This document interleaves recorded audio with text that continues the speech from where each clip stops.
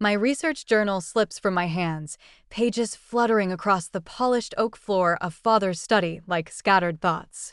The family portrait, freshly delivered and propped against his massive desk, tells the story without a single word. There I am, or rather, there I barely am, a figure painted deliberately in shadow, almost blending into the dark mahogany paneling behind the family. Father stands proud and centered, Mother elegant beside him, and Vivian radiates in a splash of golden light that makes her the unquestionable focal point. "Oh, Celine, I didn't realize you were in here." Mother's voice floats from the doorway. I don't turn immediately, my eyes fixed on the artist's note in the bottom corner, as requested by the Hammond family, central focus on Vivian. The words burn into my vision. The portrait arrived early, I say, my voice steadier than the trembling in my fingers, just in time for tonight's dinner celebration. Mother glides into the room, her practiced apologetic smile in place, the one that never reaches her eyes. She stands beside me, admiring the portrait with a satisfied nod. Margaret really captured our essence, don't you think? Our essence, as if my near invisibility is somehow essential to who we are as a family. 3 weeks ago, we sat around the dining table discussing this very portrait. Father's voice boomed across the imported tablecloth. Vivian will be featured prominently as the face of Hammond Industries' future. No one questioned it, no one looked my way. Later, as we dispersed, Mother caught my arm. "Wear something simple for the sitting, dear," she'd suggested, voice honey-sweet, "so you don't distract from your sister." Now, staring at the finished product, I understand what something simple really meant: become the wallpaper. Why am I deliberately diminished in the portrait? The question leaves my lips softly, not as an accusation, but a genuine inquiry. My 32 years have taught me that direct confrontation only makes them defensive. Mother sighs, straightening a pearl earring. "Don't be dramatic, dear. We all have our roles. Yours just isn't in the spotlight." The casual cruelty lands like a physical blow. 30 years of similar dismissals flash through my mind. Science fair victories unacknowledged, research breakthroughs met with polite disinterest, achievements systematically overshadowed by Vivian's more marketable accomplishments. My hands stop trembling. With deliberate calm, I reach for my phone and snap a photograph of the portrait. "What are you doing?" Mother asks, a note of alarm in her voice. Before I can answer, Father's footsteps echo in the hallway. He strides in, eyes immediately lighting on the portrait. "Excellent, it's here." He circles the painting, nodding with approval. "Vivian will love this." "Where is she?" "Someone find Vivian." He hasn't acknowledged my presence, despite standing 3 feet away. Mother shoots me a warning glance, silently commanding me not to create a scene before tonight's unveiling ceremony. I bend down to gather my scattered research papers, my movements unhurried and methodical. This portrait isn't a surprise, it's merely physical evidence of what I've always known. I am the Hammond who exists in the margins, allowed a place in the family provided I don't ask for equal light. Father continues discussing the portrait's placement for the ceremony, planning the optimal lighting to showcase Vivian's prominence. If I speak up now, object to my treatment, I risk losing even this tenuous connection to my family. The foundation grant that partially funds my research hangs in the balance. Father never makes explicit threats, but consequences have always followed disobedience. I tuck my journal under my arm and straighten my spine. The realization settles over me with strange clarity.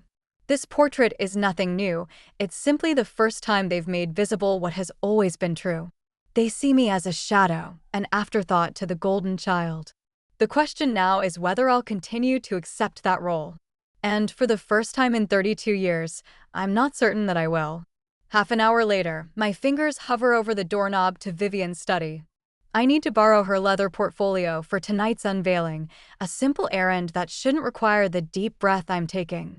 Through the mahogany door, her voice carries with practiced projection. "Yes, just feature me and Dad in the magazine spread. My sister isn't really part of the company narrative." My hand falls away from the door as if burned. Blood rushes from my face, leaving numbness in its wake.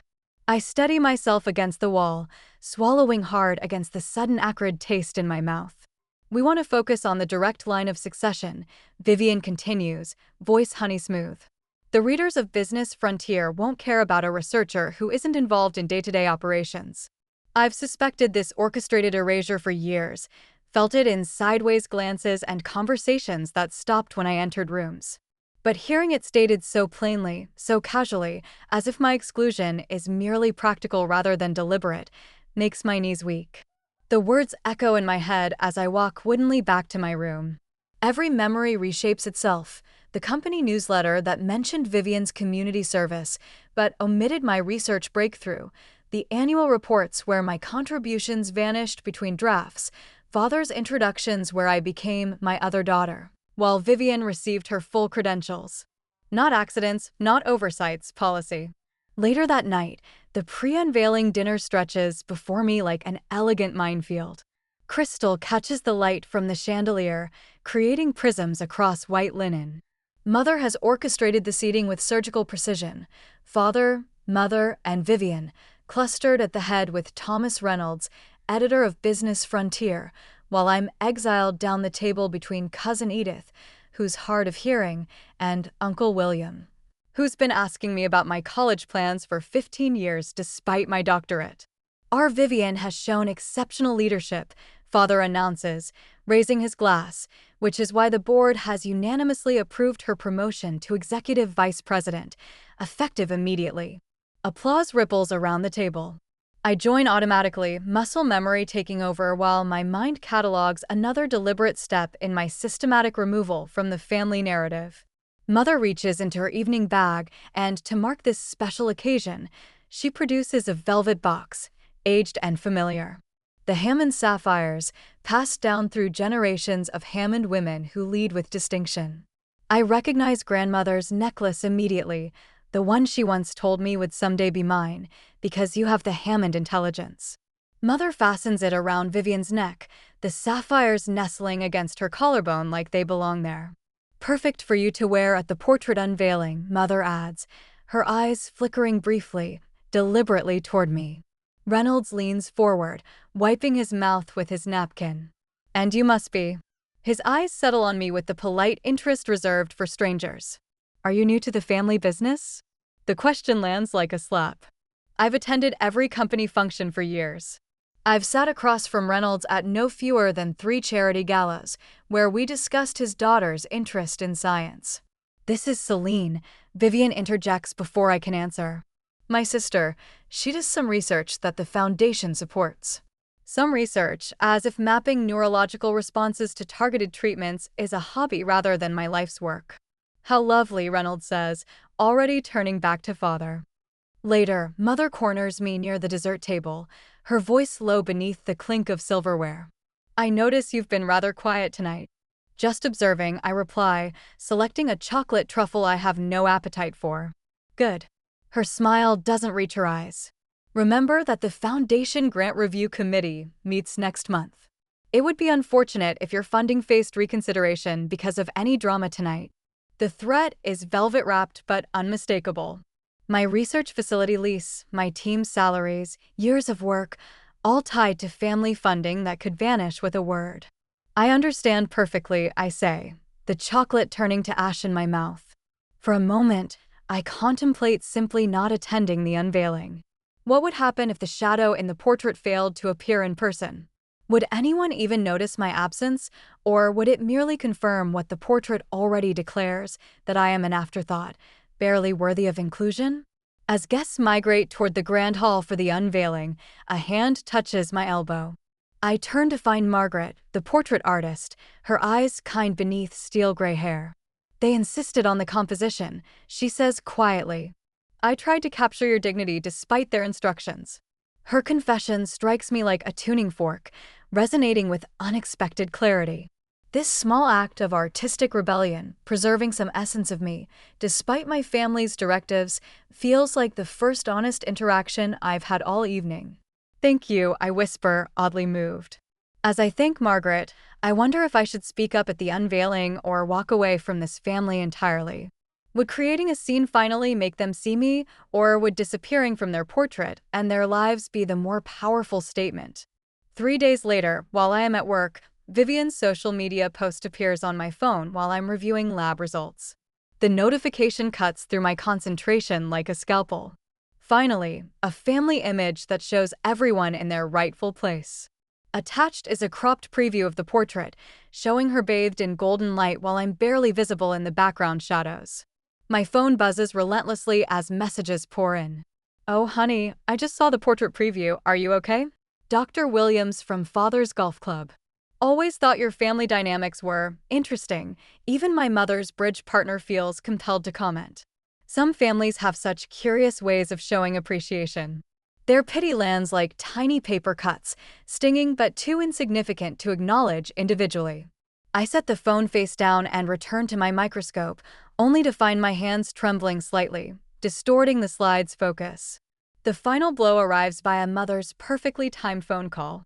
"Darling, North Shore Magazine will be interviewing us immediately following the unveiling. They want to discuss the future of Hammond Industries leadership." Her voice lifts with practiced enthusiasm. Such wonderful exposure for Vivian. "And what about my contribution to the company through my research?" I ask, surprising myself with the directness. A brief, telling pause. "Well, that's not really the focus of the article, dear." Not the focus. Never the focus. The next morning at the lab, Dr. Franklin places the annual Hammond Foundation report on my desk, his finger pointing to the research achievements section.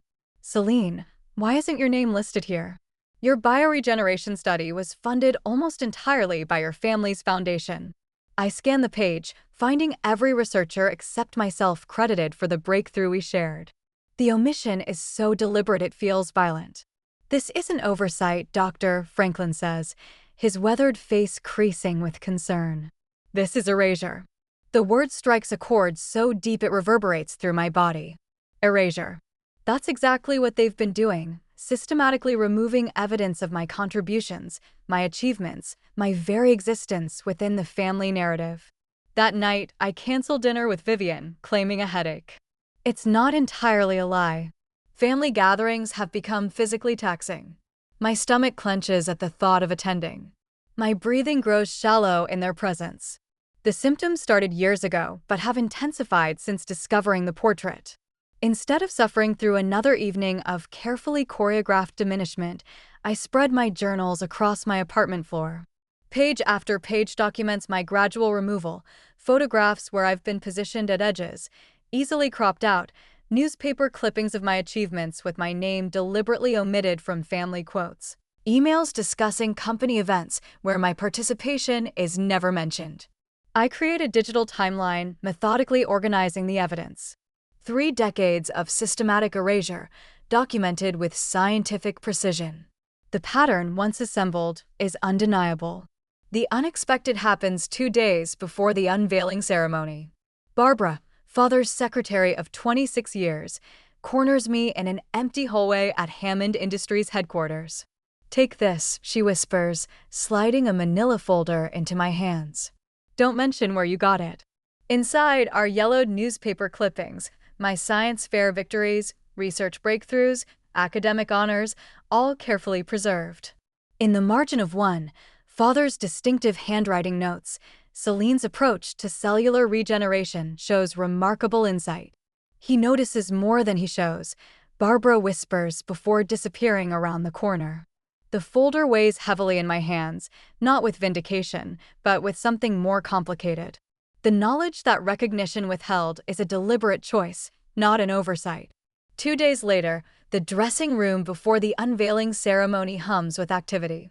Mother adjusts Vivian's emerald necklace, while makeup artists apply final touches. I stand by the window, wearing the charcoal gray dress I selected against Mother's suggestions for something more subdued. "Celine, there you are," Mother approaches, her eyes flickering over my attire with barely concealed disapproval. "When the photographs begin, please stand at the back. The magazine wants to focus on the direct line of succession." The direct line, as if I'm some distant relation, not their firstborn daughter. Something shifts inside me, a tectonic plate moving after years of pressure. The trembling in my hands stops completely. "I've been standing in the back my entire life," I say, my voice steady and clear. "I won't do it anymore." Mother's smile freezes. This isn't the time for dramatics. It's not dramatics to expect basic recognition from my own family. The words flow easily now, as if they've been waiting years to emerge. I'm Hammond Industries Research Director. My work has secured 3 patents for this company. I exist, Mother, whether you choose to see me or not. For once, she has no practiced response. The silence between us expands, filling with 32 years of unspoken truths. Celine, she finally says, her voice softer, almost uncertain. What do you want? To be acknowledged, not placed in front, not given special treatment, just not deliberately erased. Something flickers across her face, recognition, perhaps, or the first awareness of what they've been doing all these years. Before she can respond, the door opens. Dr. Franklin enters, followed by 6 members of my research team, all dressed in formal attire. Sorry to intrude, he says, though his expression suggests he's not sorry at all. We wanted to support our department head at this important event. Mother blinks in confusion. Department head? Yes, Dr. Franklin says firmly. Celine is the brilliant mind behind our breakthrough in cellular regeneration, the work that's bringing Hammond Industries its largest research grant to date. My team forms a protective semicircle around me, their presence a physical manifestation of my worth outside the family narrative. The ceremony begins in 15 minutes, one of the event coordinators announces from the doorway. I nod, feeling taller somehow. When I catch my reflection in the mirror, I barely recognize myself, shoulders straight, chin lifted, eyes direct. For the first time in years, I maintain eye contact with my mother without looking away first. In my purse rests a folded speech, one I've prepared regardless of whether I'm invited to speak. The front page of a scientific journal, embargoed until tomorrow, announcing a major grant my team has secured independently of Hammond family connections. The coordinator returns. They're ready for the family now. Mother extends her hand automatically, expecting me to follow her lead as always. Instead, I turn to my team. Shall we? We move toward the grand hall together. As the unveiling ceremony begins, I take an unexpected seat in the front row instead of my assigned place in the back, feeling the weight of stares, my family's confusion, my colleagues' approval. Sometimes a shadow must step into the light to be recognized as a person. I slide my phone from my evening bag, angling it carefully beneath the table. The camera captures Father, physically moving me aside, as the photographer arranges the Hammond family in a semicircle around the portrait. No one questions his hands on my shoulders as he positions me 3 steps back from where Vivian stands, bathed in professional lighting. Perfect, the photographer calls. Now just the immediate family. The immediate family, as if 32 years of Hammond blood flowing through my veins somehow makes me less immediate than others. Mother, Father, Vivian Center, please, the photographer continues. I capture it all. Every dismissal. Every erasure. The shutter sound remains off as I document my systematic removal from my own family narrative. When Father's palm presses against the small of my back, guiding me farther from the portrait, I feel the familiar heat of anger rising from my stomach to my chest. Celine, Margaret, the portrait artist, appears beside me, champagne flute in hand. I've been watching. Her eyes meet mine, professional composure cracking to reveal something like empathy. I'm sorry, the composition wasn't my choice. I nod once, throat tight. I know. From the makeshift stage, Vivian's voice carries across the room. As the only Hammond pursuing meaningful achievement in the company. Her words drift over appreciative murmurs as I capture this moment too, the lie preserved in digital permanence. Margaret winces visibly. Your sister certainly has presence. She's had plenty of practice, I reply, my voice steadier than the trembling in my fingers. Vivian concludes her speech to enthusiastic applause, then spots me hovering near the back wall.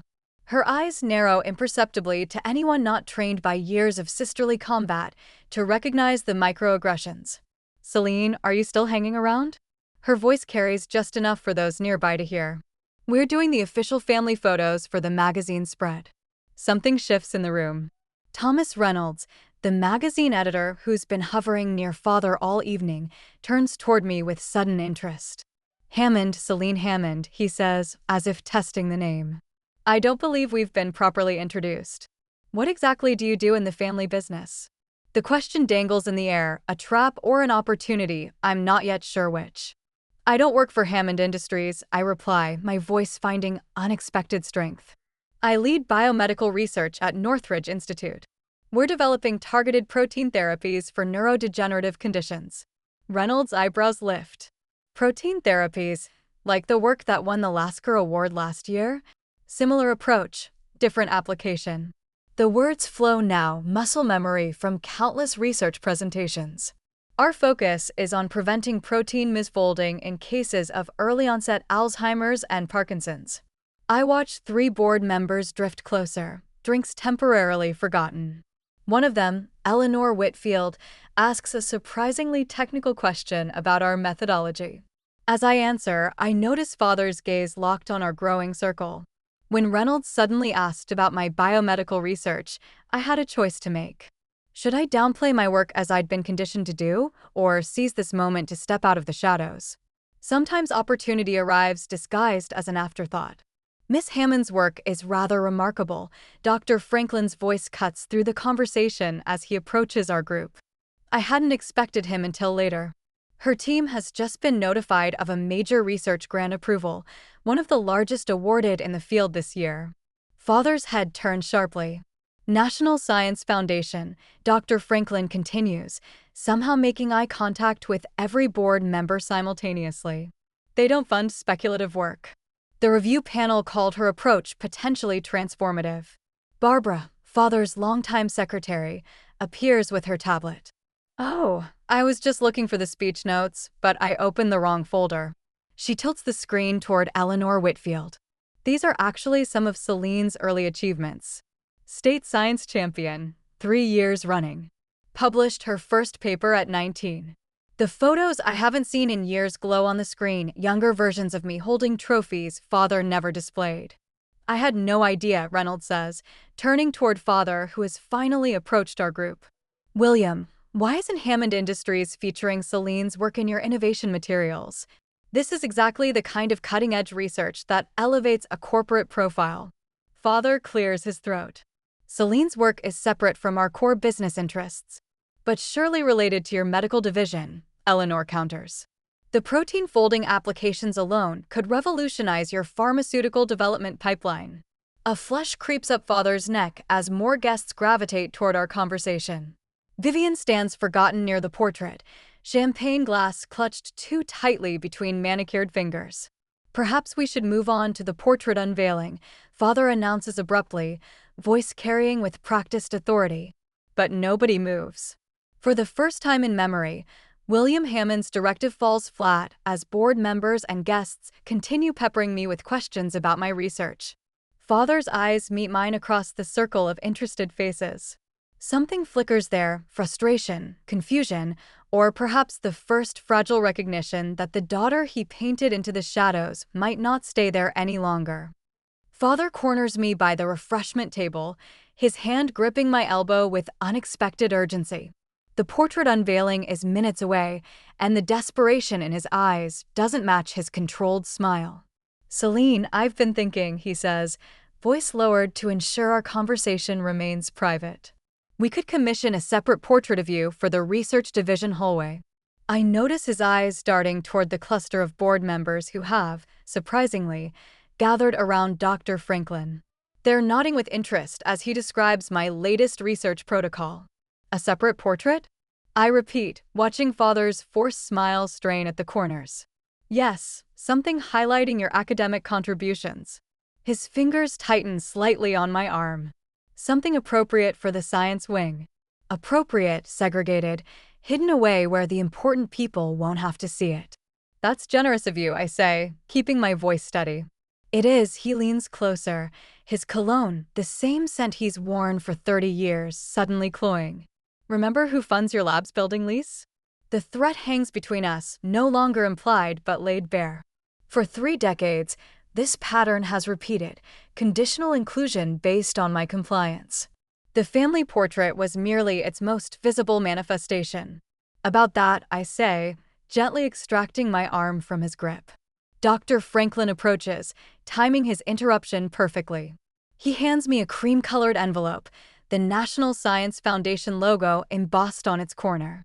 "It arrived this morning," he says, unable to contain his smile. "I thought you might want it for tonight." Father's eyes narrow on the envelope as I break the seal and unfold the official letter inside. The grant amount, $8 million over 5 years, seems to pulse on the page in bold black ink. "I've been awarded the Biomedical Innovation Grant," I say, meeting Father's gaze directly. "Full funding, independent oversight." I allow the implications to sink in. "I don't need to be in your portrait to be visible anymore." "I am." His face pales slightly, the mask of control slipping for just a second before he recovers. "Well, that's unexpected news. For you, perhaps." I tuck the letter into my pocket. "But I've been working toward this for years." The master of ceremonies announces the portrait unveiling will begin momentarily. Father straightens his tie, a nervous gesture I've rarely seen. "We should continue this discussion later," he says, already stepping backward. "There's nothing more to discuss." I move toward the main hall where guests gather in anticipation. Mother fusses with the velvet covering draped over the massive portrait, while Vivian poses near it for photographs. The technician I spoke with earlier catches my eye and gives a subtle nod. When called to make a few remarks before the unveiling, I approach the small podium with measured steps. Mother's confusion is evident. I wasn't on the speaking schedule. "The Hammond legacy has always been about vision," I begin, "so I'd like to share my vision with you tonight." I press the small remote in my palm. Behind me, the wall opposite the portrait illuminates with a projection, a digital montage of my scientific journey, laboratory images, team photos, breakthrough moments captured over years of work that my family never bothered to witness.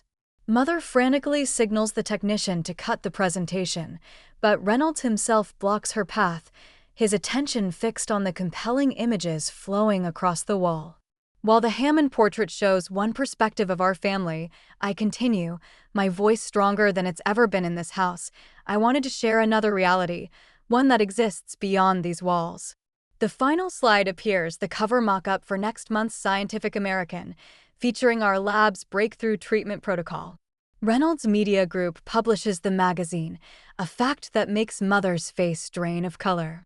"Sometimes the most meaningful portraits aren't painted in oils," I say, "but in the impact we leave on the world."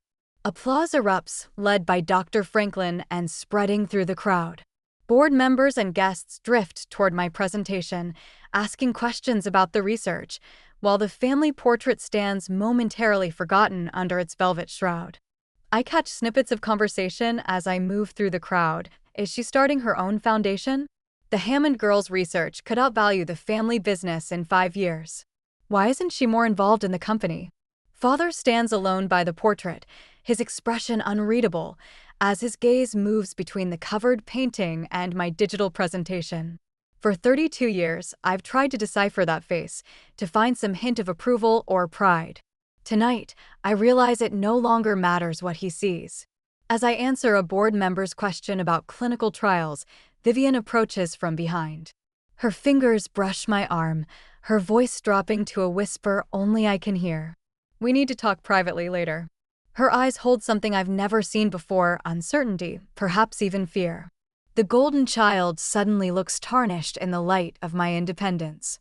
I simply nod and turn back to my conversation, leaving her to wonder what I might say when we finally speak as equals. 6 months after the portrait unveiling, I stand before 24 investors in my expanded research facility.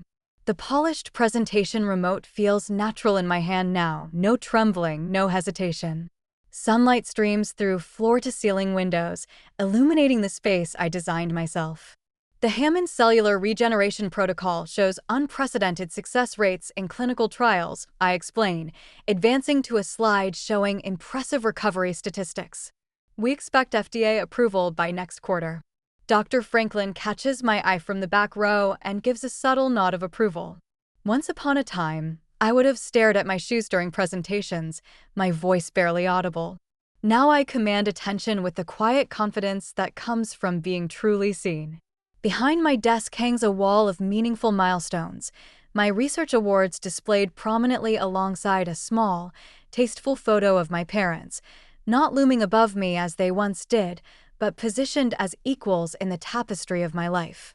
The arrangement speaks volumes to anyone who understands the language of visual hierarchy. Any questions? I ask, meeting each investor's gaze directly. Later that evening, I arrive at Father's birthday celebration at the family estate. The familiar knot in my stomach has loosened considerably since I last walked through these doors. "Celine, come join the family photo," Mother calls, gesturing to the familiar arrangement, Vivian, front and center, Father, beaming beside her, a space for me tucked discreetly behind them. Everyone squeezed together, the photographer instructs. "Miss Hammond, could you step back a bit? You're blocking your sister." I smile, planting my feet firmly. "Actually, I'm comfortable right where I am." A moment of tension crackles through the air. Mother's eyes widen slightly. Father's jaw tightens, the subtle family signals I've decoded over decades. But instead of the expected confrontation, something remarkable happens. Father shifts slightly to create space. Mother adjusts her position. The photographer recalibrates. The world doesn't end.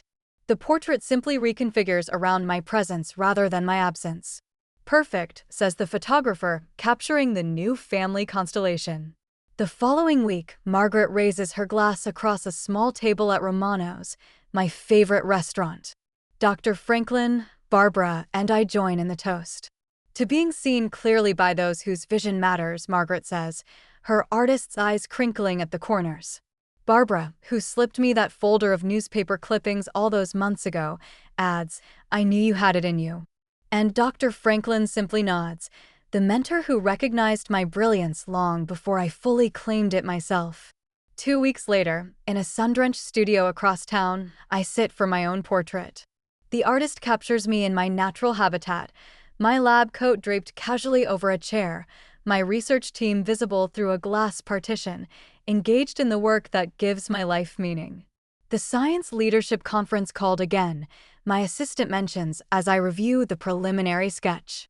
"They're hoping you'll deliver the keynote." I notice a young researcher hovering by the door, clutching a journal article, the third this month seeking mentorship from the woman who refused to remain in the shadows. Back in my office that evening, I open a small package that arrived earlier. Inside is a miniature version of the infamous family portrait that once crushed me. I place it on my desk, not centered, not prominent, just one small frame among many. As I arrange it between my latest publication and a photo of my research team celebrating our breakthrough, I wonder if true freedom comes from winning acceptance from those who once diminished you, or from no longer needing it at all. What would you choose? To keep trying to be seen by those who've overlooked you, or to build a life where new eyes appreciate your full worth?